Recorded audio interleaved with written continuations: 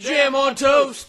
Hey there everybody, welcome to today's jam. Today's toast is to Mulan.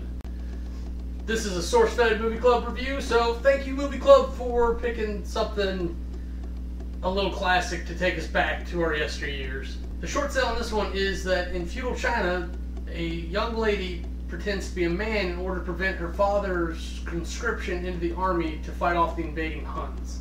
I love that short sale has so much potential on its own and that it really doesn't ruin the movie for you at all. So my love it for this one's got to be the little moments throughout the movie. And if I have to pick one, it's going to be the scene where Chin Po picks up Yao and they kind of rock him and they're chanting together. It's just kind of funny. I worked really hard trying to figure out something to hate in this movie, which is always a good sign. It came down to one of two things for me. The supernatural elements of it really don't jive for me. Maybe Eddie Murphy just didn't contribute to this movie properly, I don't know. But take out Mushu, the cricket, the talking horse, the ancestors, and I think you have a more serious movie that carries a lot heavier weight to it, but it would be a better movie. I'm not saying take your kids to that movie, but I'd like it more. I think what I'm going to go with for this one as my official hate it is kind of the dehumanizing of women in it, and not that in itself because it makes for a good story. The fact that it's almost timeless still. I don't really enjoy that aspect of it.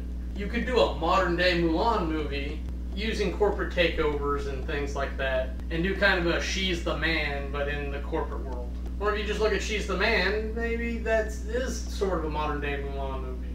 Though that has more romantic incentives than not. The MVP of this movie is Mulan, voiced by Lea Salonga. And I gotta say, Lea did perfect on this job. She showed the character struggling with trying to sound and act like a man. She voiced the character very well. And while I try not to just default to the protagonist, she truly is what the movie pivots on. All the other characters are kind of paper characters and you can throw them away. Even the love interest captain, he's kind of the stoic captain with a heart of gold type thing, and that's all he is. So let's move on to the categories. Aesthetics. This is a kind of older movie now, or at least an older animated Disney movie. And at the time, it was probably top-notch animation. I don't particularly care for the style it's done in. There seems like there's too many angles. It only makes the roundedness too comical. But ultimately, I've got to give props, and it was done very well, and it stands up however many years later. Scratch that, it's not as old as I thought it was, but for being 15 years old, it still stands up. Aesthetics gets an 85. Character development. As I mentioned, the characters are kind of paper characters. You can throw them away. They don't really matter so much. You sort of get attached because you build on the relationship between Ping and the other characters, but they're really just grumpy, hungry, and needy. And then there's Captain. Almost everyone else is pretty superficial on the front of it, and they didn't really go into depth on those other four characters. My point is that you make a lot of assumptions based on their demeanor, which is fine because the movies are really not about them, it's about Mulan. Character development gets a 60. Storyline. I keep thinking of ways to rewrite this movie. That doesn't mean that the original movie is a bad movie. The story itself, if you just tell it, even with or without the supernatural characters, is a seller.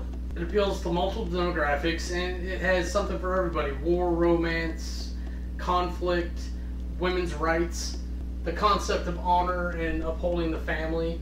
And granted, it is designed for it to be family friendly or kid friendly, and I think it hurt itself in trying to do that. You don't have to be so slapstick on the nose to get by, and kids are smarter than everybody gives them credit for these days anyways. Storyline gets an 8. Compulsion. I probably complained a lot about the supernatural guys at this point, and granted that they were funny, but it was more like, hey, that's funny, let's get back to the story. It took me out of the story more than it took me along the story. The movie itself should be funny in its own right and not have to go out of its way to make jokes. Now that I think about it, I was very perturbed that the dragon had a toothbrush and toothpaste. But again, maybe this isn't the type of movie you should be thinking this closely on. Compulsion gets a 70. Now if you total everything up, we get an average of 73.75. For my wrap-up review, I say this goes on my list of movies that everyone should see at least once. This is a Disney classic animation, and it's got good music to it. With that said, I can't guarantee that everyone's going to like it, and I probably won't even think about this movie for another 3 years. That's all I got for you today. I'm Cameron. Have a nice day.